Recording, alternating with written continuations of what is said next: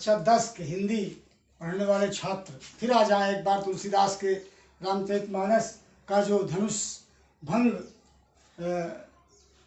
विषय चल रहा है उसका आज चौथा वीडियो आपके सामने है। इसके पहले आप पढ़े हैं कि धनुष यज्ञ देश देश के राजाओं का जमावड़ा और महाराज जनक की ये प्रतिज्ञा कि जो धनुष को तोड़ेगा उसी के साथ सीता का विवाह होगा। सब लोग प्रतियोगिता में भाग लेने के बाद सब असफल हो जाते हैं। राम उठते हैं धनुष तोड़ने के लिए, उनको देख करके सब लोग आश्चर्यचकित हो जाते हैं कि इनकी अभी छोटी सी उम्र है, धनुष को कैसे तोड़ पाएंगे। बड़े बड़े वीर महावीर परमवीर जैसे लोग सब पराजित हो गए, ये कैसे तोड़ेंगे। तो उसी समय सीता की माता जो है उनको संदेह होता है राम को देख करके और कहती हैं कि जनक जी का जो बुद्धि है वो भी समाप्त हो गई है, उनको विचार करना चाहिए कि छोटे से बालक हैं और ये जा रहे हैं धनुष तोड़ने के लिए। बहरहाल तमाम तरह के संदेह उत्पन्न होता है। उन्हीं के बीच में बैठी हुई एक सखी है, वो उनकी माँ को समझाती है, सीता जी की माँ को समझाती है कि महारानी आप तनिक भी संदेह मत कीजिए, बड़े छोटी शरीर देख करके आप ये ना सोचिए कि बड़ा काम नहीं कर सकते हैं। तमाम तरह के उदाहरण देती है कि अगस्त ऋषि जो थे वो छोटे थे, उन्होंने पूरे समुद्र का पान कर डाला था। और क्या है, सूर्य छोटा से होता है लेकिन जब निकलता है तो पूरे विश्व में प्रकाश फैला देता है। बहरहाल हाथी बहुत बड़ा होता है, हाथी को अंकुश जो है अपने बस में कर लेता है। तमाम तरह की बात समझा रहे हैं कि आप ऐसा मत सोचिए कि वो क्या नहीं कर सकते हैं। उसी के क्रम में आगे आइए। काम कुसुम धनुषायक लीने सकल भुवन अपने बस कीने। अभी समझा रही है सीता जी की माता को कि काम कुसुम धन, काम माने कामदेव जी ने, कुसुम धनु माने होता है फूलों के बाण, धनुष, धनुष सहायक फूलों के धनुष बाण लिया कामदेव जी ने। सहायक लीने सकल भुवन अपने बस कीने, और सारे संसार को अपने बस में कर लेते हैं कामदेव जी। जितना भी प्राणी है संसार का, मानव नहीं प्राणी जीव, वो सब काम के बस में रहता है। काम भावना सबके अंदर रहती है और ये प्रभाव किसका है, कामदेव जी का है। कामदेव जी अकेले हैं, लेकिन जब उनका कामदेव जी फूलों के बाण चलाते हैं तो सब लोग काम के वशीभूत हो जाते हैं। अकेले लेकिन पूरे संसार को अपने काम के बाणों से बस में कर लेते हैं। तो देवी तजी असंशय जानी, ऐ देवी, ऐ महादेवी, सखी कह रही है, तजिए संशय, संशय छोड़ दो। जो संदेह तुम्हारे मन में राम के प्रति पैदा हो रहा उसको छोड़ दीजिए। अस जानी, ऐसा जान करके, मेरी बातों को इनको समझ करके, जो मैंने आपको बताया कि छोटे छोटे लोगों ने महान कार्य किया है, तो इस बात को समझ करके अपने मन के अंदर का जो संदेह है उसको तजिए, मन छोड़ दीजिए। भंजर धनुष राम सुनो रानी, रानी सुनो, राम जो है धनुष का भंजन करेंगे, अर्थात राम जो है धनुष तोड़ेंगे, इसमें कोई संदेह नहीं है। सखी वचन सुन भय प्रतीति, सखी की बात सुन करके उसको प्रतीत हुआ, माने विश्वास हुआ। सीता की माता के मन में विश्वास पैदा हुआ अपनी एक सखी की इन बातों को सुन करके, और मिटा विषाद, जो मन में विषाद था, दुख था, वो मिट गया। बढ़ी अति प्रीति, और बहुत प्रेम बढ़ गया उनके मन में राम के प्रति। अब प्रेम बढ़ा, जब जानती हैं, जब समझ गए, उनके मन ने भी मान लिया कि राम धनुष तोड़ सकते हैं, तो मन के अंदर का विषाद जो था, दुख जो था, वो समाप्त हो गया और उनके प्रति प्रेम पैदा हुआ। तब राम ही भी लोग वैदेही, तब उस समय वैदेही भी वहीं पर है। वैदेही माने सीता, सीता भी वहीं पर है। राम को विलोक माने देखती हैं। सीता जी उस समय राम को देखती हैं, जब राम धनुष भंजन के लिए चलते हैं तो सीता जी भी वहाँ थी, देखती हैं। सभय हृदय, सभय माने हृदय, माने मन जो है, हृदय जो है वो डरा हुआ है, अभी डर है उनके मन के अंदर। विनमत जहिते ही, विनय कर रही हैं, प्रार्थना कर रही हैं इधर उधर के देवताओं की, सब देवताओं की प्रार्थना कर रही हैं, वंदना कर रही हैं, विनती कर रही हैं, क्योंकि उनके मन के अंदर अभी डर बना हुआ है कि राम हो सकता है कि धनुष भंज कर पाएंगे कि नहीं कर पाएंगे। तो मन ही मन मनाओ अकुलानी, यहाँ क्लास मिल रहा है। मन ही मन मना रही हैं, याद कर रही हैं, अकुलानी माने व्याकुल हो रही हैं। हो प्रसन्न महेश भवानी, किनको बना रही हैं, महेश माने शंकर जी, भवानी माने पार्वती जी को मना रही है, विनती उनसे कर रही है, मन ही मन, अपने मन के अंदर। और विनती में ये कहती हैं कि ऐ प्रभु, ऐ शंकर जी, ऐ देवी पार्वती मेरे ऊपर प्रसन्न हो जाओ। ये कौन कह रही? सीता। करो सफल यापन सेवकाई, आज तक मैंने तुम्हारी जितनी सेवा किया है आज उसको फल दे दीजिए मुझे।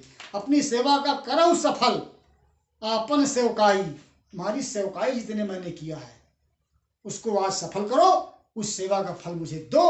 अब किस रूप में लेना चाहती हैं? कर ही तू हरऊ चाप गरुआई।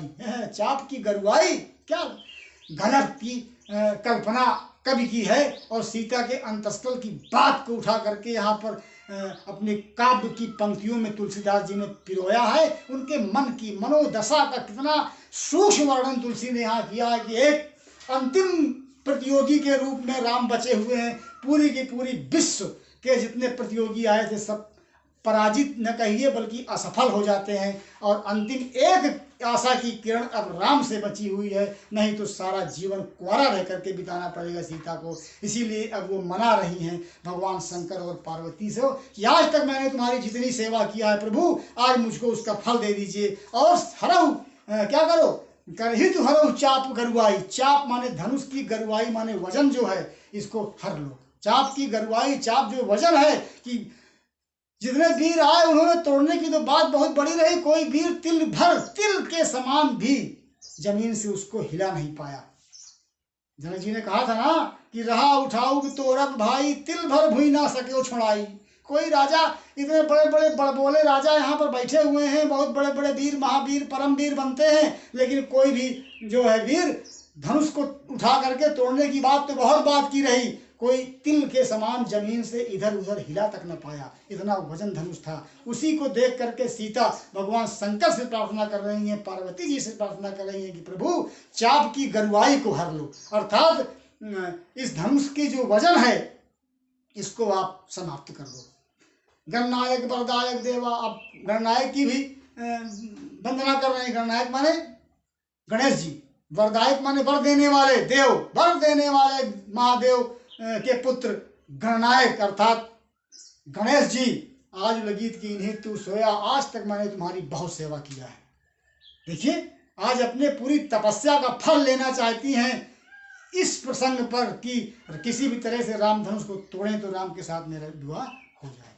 गणेश जी मैंने, तुम वरदायक हो, तुम वरदान देने वाले हो, मैंने तुम्हारे आज तक जो भी सेवा किया है, मैंने तुम्हारी जितनी भी सेवा किया है, बार बार विनती सुन मोरी, बार बार मैं आपसे विनती कर रही हूँ, प्रार्थना कर रही हूँ, निवेदन कर रही हूँ कि करो चाप गुरुता अति थोरू। चाप की गुरुता, चाप का जो बड़ापन है, चाप का जो वजन है, इसको अति थोड़ी कर दो, बहुत थोड़ा वजन कर दो चाप का। गणेश जी मैं तुमसे निवेदन करती हूँ, विनती करती हूँ, करो चाप गुरुता। चाप की जो गुरुता है, चाप का जो वजन है, इसको थोड़ा कर दो, कम कर दो, ताकि राम जो है इसको उठा। देख देख रघुवीर तल सुर मनाव धरि धीर, भरे बिलोचन प्रेम जल पुलकावली शरीर। देख देख पुनरुक्त प्रकाश अलंकार आ रहा है, बार बार में आ गया, देख देख में आ गया पुनरुक्त प्रकाश अलंकार। बच्चों देख देख रघुवीर तन, रघुवीर माने राम के, तन माने शरीर को देख देख करके सुर मनाव धरि धीर, धीरज के साथ सुर माने देवताओं को मनाती हैं सीता जी। वंदना कर रही हैं, विनती कर रही हैं, प्रार्थना कर रही हैं तरह तरह के देवताओं को, सभी देवताओं से, और अपनी पूरी भक्ति, अपनी पूरी तपस्या की शक्ति जो है आज इसी धनुष के ऊपर लगाना चाहती हैं। सबसे निवेदन करती हैं कि इसके वजन कम करो। देख देख रघुवीर तन, रघुवीर के तन को बार बार देखती हैं, और सुर मनाव धरि धीर, और धीरज धारण करके देवताओं को मनाती हैं। भरे बिलोचन प्रेम जल, बिलोचन माने आंखों में प्रेम का जल भरे हुए हैं सीता जी, अर्थात प्रेम का जल माने आंसू। वो कैसे आंसू? दुख के आंसू नहीं, प्रेमाश्रु हैं, वो प्रेमाश्रु हैं। प्रेम के, राम के प्रति इतना गहरा प्रेम उमड़ा इनके हृदय में कि वो आंसू रूप में फूट पड़ा इनकी आंखों से, और आंखों में जल भराया। और कभी कहता है कि ये प्रेम का जल सीता की आंखों में भर आता, उनके प्रति इतना प्रेम पैदा हो जाता है इनके मन के अंदर। पुलकावली शरीर, पूरी की पूरी शरीर जो है सीता की वो पुलकित हो रही है, रोमांचित हो रही है उस दृश्य को देखने के लिए कि कब राम धनुष को तोड़ेंगे और कब मेरी माला उनके गले में पड़ेगी। उस दृश्य को सोच करके, उस घटना को अपने मन में कल्पना करके इनका शरीर पुलकित होने लगता है, इनका शरीर रोमांचित हो जाता है, इनके दोनों आंखों में प्रेमास्त्र भर आते हैं, और देवताओं को बार बार मनाती हैं कि मेरा ये काम कीजिए। बच्चों आज हम लोग इतने पढ़ेंगे। बहुत अच्छा प्रसंग है और इसको आप लोग इसका हिंदी व्याख्या करके काव्य सौंदर्य सहित पूरा इसको कंप्लीट कर लीजिए। पढ़िए, बहुत अच्छी अच्छी चीजें हैं। रामचरितमानस पढ़ रहे हैं आप विश्व का सर्वश्रेष्ठ ग्रंथ पढ़ रहे हैं। ले लीजिए, इसमें से कितना ज्ञान जबरदस्त, इसमें क्या भावनाएं पिरोई गई हैं महाकवि तुलसीदास जी के द्वारा।